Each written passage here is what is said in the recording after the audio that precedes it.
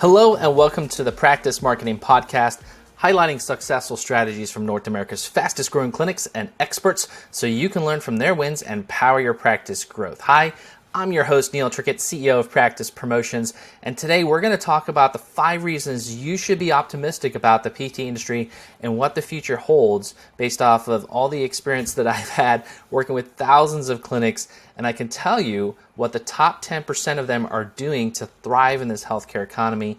So here are the 5 reasons, and there's some really good stats here for you to understand. So it's really easy in your practice to just get caught up in the negative. We hear it all the time, the noise and the challenges. There's the grind of small business and fires that you're putting out in your practice. So it's easy to get demoralized, right? And think about where's the direction of this industry going. And I remember it very well in my practice, the day-to-day grind and insurance company issues and reimbursement issues and all kinds of stuff that came up. And even running Practice Promotions as a business, there's days when it feels like a heavy lift. So part of business is the challenges that come up. And as an entrepreneur, you're facing things that a normal employee would not face. However, if things seem like more of a challenge today or not going right in your practice, have faith, because you can turn things around for the better. And a lot of times it's just pivoting. It's changing a direction. It's figuring out a new way of doing something or learning more about business itself, right, that you didn't know before, and getting yourself trained up in different things in operations or finance or logistics or marketing, whatever it may be there. You might need to just get more training and get better at that so you can implement the right solutions. But there is always one constant in life and business, and that is change. Things are always going to change, right? And so the more adaptable you are and your practice is, the more successful you will be. So there is good news. The industry as a whole is very, very much in demand. And many industries would kill for the kind of demand that we have. A growing older population that needs our help, an overall very wealthy country compared to other and population compared to other parts of the world, and a public that is willing to pay billions of dollars each year for alternative routes for health and medical services. So there is a large potential out there and a large demand. The question is, how are you tapping into that, right? And are you doing things the same old way, or are you starting to pivot in your clinic and do things a little bit differently? So the times, they are a-changing, and we all know that healthcare has become ridiculously expensive and blown up out of proportions with administrative burden. But, gone are those days of the $5 copay, which I remember when I started my practice in 2010, Blue Cross Blue Shield used to pay a $5 copay, which is insane, right? It's hard to think of in today's world. So there's been a huge amount of change over the decades, and the key things to realize this is that, however, there is a huge industry of wellness that's been emerging with a surging demand from the public, right? And the question is, how will you position your practice to tap more into this? It's already here. It's already happening. There's so much potential for your practice if you take on the challenge correctly. And so here are some good things to be optimistic about for this year, and also the direction of your practice for years to come. So first off, reasons actually 1 and 2 tie together. It's a growing middle age and senior population. So big thanks to the baby boomers and also myself as an aging Gen Xer. There's so much tap potential there. Our bodies, they break down as we get older, right? Parts start to break down. We start to have all kinds of issues, and we need help. So there's a lot of potential there as the population is aging. And also, it's one of the biggest segments in all the population is the baby boomers and Gen Xs. So there's going to be more and more and more of that to come. And just realize, too, that this part of this generation, too, has more of the disposable income than ever before. So the median household wealth for age 65 to 74 is over $266,000, with an average disposable income of $75,000 a year.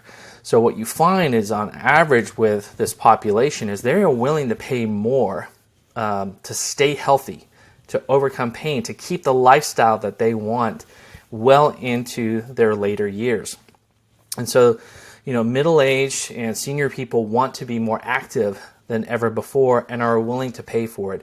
And again, if you look at that Gen X middle-aged population there's a lot of very active adults. that want to maintain their level of activity. And they also get themselves hurt doing activities because they try to do things that they tried to do when they were 20, right? So we've got to be able to tap into that. They want injury prevention. They want health, health care and health prevention there. And so some of the key areas you could tap into here are, what are you doing to tap into that segment that's looking to prevent injuries, right? And prevent back pain injuries and avoiding long-term injuries. Arthritis prevention is a huge topic. I did and this is kind of back in the day, but I remember doing a workshop where I had like 80 people attend. And actually what was very interesting was that we did a survey across the front desk. And, we did a back pain workshop, which was pretty well attended. We maybe had like 40 or 50 people come to that event. But when I did the survey afterwards, more people wanted to learn about how to prevent arthritis, naturally. And so we did that as a next workshop, and I had like 80 plus people attend that one, and a great sign-up rate for it. So it just shows you that you got to tap into what the population wants, but a lot of that middle-aged and aging, senior kind of population, they want to stay active. They want to prevent arthritis, and they know about arthritis. So how can you tap into that? And as PT and OT and everything, we can really prevent a lot of issues that come up because of arthritis and limitation of movement. So the other thing too is that a lot of people are looking for how to exercise safely. They want to be more active. They want to be able to be healthier, more fit, but they don't necessarily know how to do it, and they're not comfortable going to like a personal trainer necessarily in a gym. That might be too much for them. But we can really offer an opportunity to them to learn how to exercise safely, to stay more limber, how to keep their muscle strength, how they can, by doing that, be able to do more of the things that they want to do, like traveling. And if you can paint the picture more of, hey, if you're going to go traveling and enjoy the world in retirement, don't you want to be fit to walk up the stairs in Rome or, whatever it may be there. So just getting them to think about how they need to keep their bodies active in order to enjoy their time and travel and things that are important to them. The other thing we got to think about too, with this population, that it's getting harder for everybody to see a medical doctor, and it takes longer. I know here in our area, sometimes it can take months to get in to see any kind of doctor, and so people are actually searching more online for alternatives to get help faster. So how are you standing out in the crowd online to get in front of those people that can't get in for regular care now, right? And so if I think about in the past of patients that went to their primary care doctor for back issue, they can't get into that doctor now for weeks or even months. So they're searching online. They're searching on Dr. Google for how they can help their back pain. And guess what? If you're able to show up there for them, you're going to be able to tap into a lot more. These people are also paying for preventative programs. So what can you change and offer within your practice as a more preventative care model? And I want to tell you about something of the fastest growing franchise in North America, and that is Stretch Labs. And what a simple concept, but people love to get stretched. They love to feel better. Why are we not offering a subscription model like this in our physical therapy practices? It's just mind-blowing. We do it all day long, right? We can offer that. We could have people that we can train well and supervise, and not necessarily have to do it as a PT, but you can hire people to do that and offer that certainly as a subscription model after care. We know that people, when they're discharged, they want to be more active. They want to go to a gym, but they don't know what to do, or they want to keep stretched. And we know that, hey, if they don't do what they're supposed to do in their home exercise program, they're going to come back to us, right? So it's really key that we look for models that we can incorporate into our practice. And ideally, the winning model of today is a subscription model. So what can you be developing in your practice that's a subscription model, easy to do, gets the person coming back once or twice a week, that you can implement in your practice? Stretching is a fantastic thing, right? So can you tap into different things like that? All right, so our other reason here to remain optimistic is that outpatient surgeries are on the rise, which means more patients need PT before and after surgery than ever before. And so while we all know patients can get funneled within the outpatient or the hospital network, you do have opportunities to tap into these patients. First suggestion would be to work with connecting with orthos and surgical centers that could be a distance away from you or your town, right? And you may have patients in your area that have to go to a bigger city for, the orthopedic center or whatever that may be over there. And they're going to have patients from your area, but they're not going to travel for PT. So you can certainly develop those networks and relationships. I can tell you from experience too, a lot of the care coordinators and network coordinators in those facilities, they look online, right, of where the patient PT might be in that area, or they might just tell the patient, hey, go see, find somewhere close to you. Again, that's where being able to stand out online, especially Google, is critical, and how your website's going to attract them to you. But that can really help you develop a foot in the door. If your online presence is super professional, you're going to stand out first, right? And the other aspect of really being more discoverable online and kind of standing out with your website is you get first dibs at the potential patient. So if someone in your area has heard from a doctor that they probably would need to go get a knee replacement, or they probably might need to go get a rotator cuff, and they're going to get a referral to the ortho, they're going to start checking out online what that's all about and who would they go see and all this other information. What if your practice was coming up there, right? And you had specific pages on your website that are going to talk about rotator cuff, or going to talk about knee replacement or injuries there.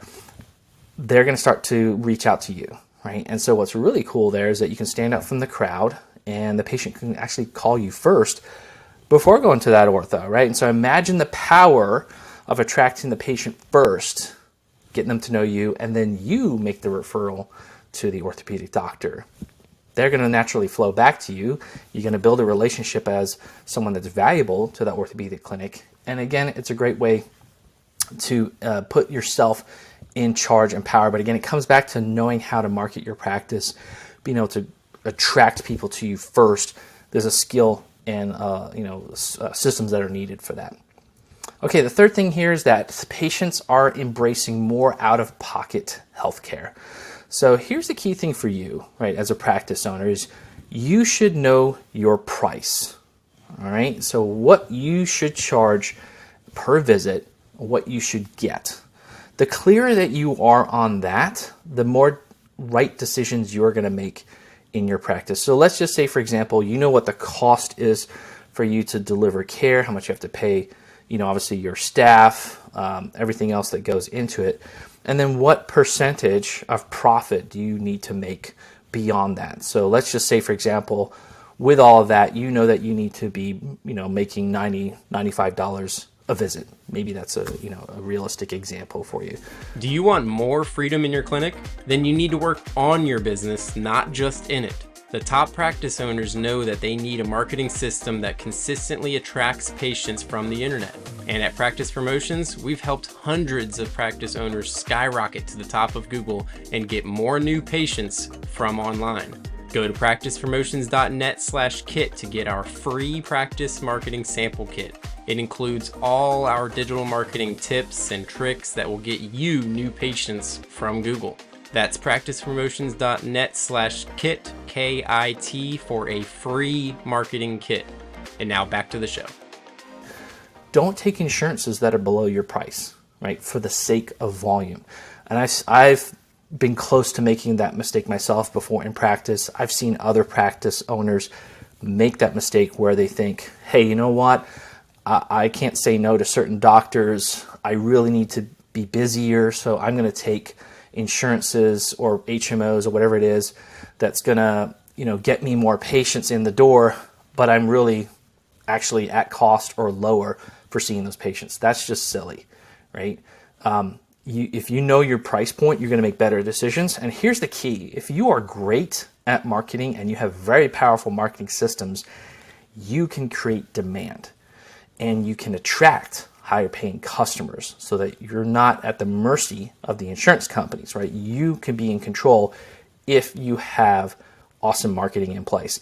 And so here's my question to you. What if your marketing was so good that out-of-network patients wanted to see you even though they know you're out-of-network, right? And people do that all the time in all kinds of health and industry and wellness. So My question then would be, what would that do to your average reimbursement per visit, right? Imagine if you were able to command much more revenue per visit because you're not taking the crap insurances. So when it comes to insurances too, you also want to work on renegotiating your insurance contracts every 6 months. Come from that position of power, right? Don't come from the groveling to the insurance companies of what you can get. Like, again, the more you're in control of your ability to market and attract people to you, the more power you're going to have. And then you're in more of a position of power that you can dictate what you really need to get from that insurance company, and you can negotiate better. And it's not something you let go every couple of years. You're on them every 6 months. What can we squeak higher? What can we squeak higher there, right? And in our practice, we were able to get to be one of the highest paid practices for United Healthcare with $85 per visit. And this is back in like 2007, 2008. Where most practices were starting at $35 or $40, right? And it's only because we were nonstop renegotiating with the insurance companies for that. So the other thing here too is the more comprehensive your practice is, the more desirable you are to the insurance company. So that's where it's really important to look at, do we need to add on OT? Do we need to add on lymphedema? Whatever it may be there that helps you have a more comprehensive practice. It's a great service. You're going to get patients in for those services if you market it correctly. And you also become more valuable to the insurance companies, which helps you renegotiate your rates. But here's the other thing too in this whole subject here of patients embracing out-of-pocket healthcare is that people will pay thousands of dollars each year for stretch lab, yoga, acupuncture, you name it, right? Massage. How are you tapping into this with your practice, right? And so what we find at Practice Promotions is that clinics with more alternative care added to their offerings within their practice, they get much more patients, right? And I've got to give my hats off to the Canadians, because the Canadian clinics do this very well. And you will often find PT clinics in Canada that incorporate chiropractic, acupuncture, massage, yoga, you name it, a lot more, because what we find too is patients really like that one-stop shop. There's a lot of things that they could do. They know that there's a lot of options for them within that clinic versus just a pure PT clinic. So it's really behooves you to start to think about what else could we incorporate as a business to offer and serve our patients with that's going to help them get, one, better results, and two, attract people and give them services that they actually want to have beyond what we can just do from a traditional model. And so the other thing here too is that we find that the most successful practices, are really finally knowing their worth. And so here, kind of coming back to what we were chatting about before, which is if you really know your worth, you're going to be much better off financially. And when you're better off financially, you can have many more opportunities, right? You can reward your staff better. You can attract better staff who want the high performance. They're willing to perform well there. You're able to level up what your equipment you may have in your practice, right? To service patients even more. You might have be able to renovate and have a nicer office that's a more comforting atmosphere for patients, right? And gives you a more professional brand. There's all kinds of things you can do when you control your finances better, right? And the key to that is really knowing your worth. And so part of where I see clinics struggle sometimes is in their sales ability. So there's a couple things that we tend to focus off in our practices, and one is how we're actually delivering care, and that's where our primary attention goes. Next is on billing, and then we know we need to get new patients in, so we kind of like have this confusion around marketing. We do a few things that might work, other things might not work. We don't know what's really going on, so we have this confusion around there. And then sales, we really don't even think about that in our practice, but it is a critical component of your practice is your sales ability. This happens with the PTs and OTs and speech therapists who are delivering the care, right? They have to be able to sell their service. The front desk and the billing also have to be able to sell the actual service and get people committed to it. So there's a sales training component to all of this, right? And the thing to realize is you have a very valuable service, but often PTs in the front desk, they suck at actually selling the benefits of it, right? And they kind of wishy-washy about what the patient should do. So the thing you got to realize here too is that's not an innate ability of people to sell. It takes training, right? It takes training to get confident at selling your plan of care as a therapist. And you'll notice that some therapists are a little better at this than others, but the ones that have a good ability to sell their plan of care and keep patients committed to it, they're the ones that get the best possible results with patients. You'll notice that time and again. I'm sure you can think of that one therapist in your clinic that's really good about that, and people love seeing them, right? So just realize that therapists need training on how to deliver the plan of care and sell it. And you might think this can feel cringy, right? But when you frame it to them as, what if that patient had unlimited visits? How would you treat them, right? Take insurance out of the factor, right? Take time out. If you could treat that patient unlimited visits to get them better, what would it really take? And often, like, oh yeah, I'd love to see them like 3 times a week or even every day, I can make a huge difference. Right? So we've got to think about how many times would you really get to see them to get better. And that's a great way to approach that conversation about how you need to get, the therapist needs to get patients to really commit to their plan of care. Is that question, framing it in a different way, like, we really want to get this patient better. Finance is a consideration, but it's really lower on the scale compared to what's really necessary to get the patient better. And so the key thing here is that when you're approaching this, and helping to train your staff, the goal here is to get agreement that you don't cheapen your services by agreeing to fewer times per week or whatever is the objection from the patient, right? Say, for example, as a therapist, that in order to treat this patient and get them really better, you're going to have to see them 3 times a week, especially at the beginning, right? And so what you can train your staff to say is that we really need to achieve frequency here in order to get you the full result. And if you get their financial objections, well, I don't know if I can commit to that amount of time, or I don't know if I have the money to do that. That's kind of the objections that you get. You really don't know that patient's financial situation, right? They may be able to pay for it, right? They probably do. But if they can't get better, that's going to cost them a lot more in the long run. So anyway, you've got to be able to say your therapist, let's do this 3 times a week, and then we can see how we're doing after 3 weeks. Instead of saying, okay, let's just do twice a week then. As soon as you say that, as soon as you recommend, hey, I really need to see you 3 times a week to get better, and you get the financial objection of I don't know if I can afford that. Okay, well, how about twice a week? What you did was you just cheapened your service. You really just subconsciously told that patient that it's not as important as you say it is. So you have to stick to your guns in terms of what you recommend in your plan of care. And then you also need to be able to train your front desk on how to say exactly that too, right? Because as a therapist, hey, your therapist recommended you come in 3 times a week, and in order for us to get you completely better, I really need you to stick to that schedule, okay? And so training your front desk is really critical. This is actually a very big sales function across the sales desk, and they need to be able to approach the subjects too. So I do highly recommend the Front Office Guru and D. Bill's awesome online training for this. Is very well worth investing in that online training for your front desk team. It'll change the way that we're getting patients in for care. And again, that's going to help you with your revenue and profitability. So, what I want you to think about here is, instead of focusing on the immediate challenges, it's really time to shift your mindset to one of abundance of opportunity, which is truly what we have today, right? And it's going to take some research, some skill at planning, some training, and some guts to shift your practice model. But I can tell you from experience that what we are seeing with clinics who are really winning, they're embracing this new mindset, and they're evolving and changing and pivoting in this new healthcare economy. So one huge component to being successful in this new healthcare economy is your practice's ability to market and sell itself. And that's where practice promotions can really help you by leveling up your marketing systems, no matter what size your practice is.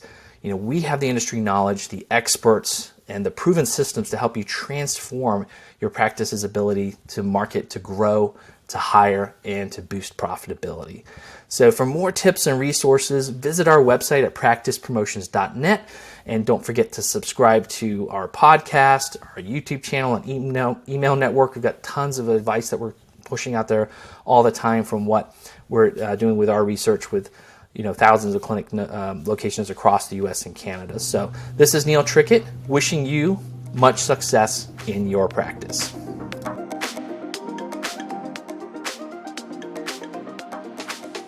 A free way for you to support our show is by leaving a 5-star rating and review on Apple Podcasts. It's a chance for you to tell us what you love about the show, and it helps others discover it as well.